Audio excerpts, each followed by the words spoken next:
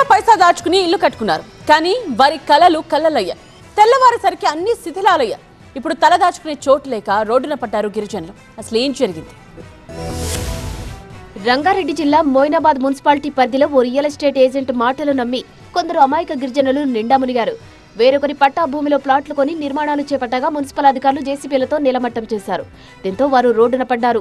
Municipality పరిధిలోనే పెద్ద మంగళారం revenue 210, 211, 212 survey నంబర్లలో ఉన్న 16 ఎకరాలను రాఘవేందర్, సంతోష్, హరికిషన్, హర్ష అనే వ్యక్తులు 2019లో మహబూబ్ నగర్ జిల్లాకు చెందిన గిరిజనులకు ప్లాట్లుగా విక్రయించారు.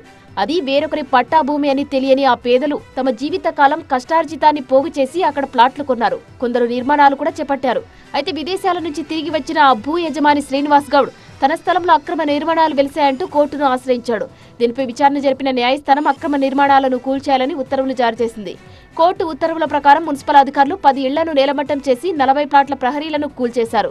కళ్ల ముందే తమ కలల సౌధాలు శిథిలాలుగా మారడంతో గిరిజనులు గుండెల అవిసేలా రోధించారు. మధ్యవర్తిని నమ్మి లక్షలు పెట్టి మోసపోయామని లబోదిబోమన్నారు.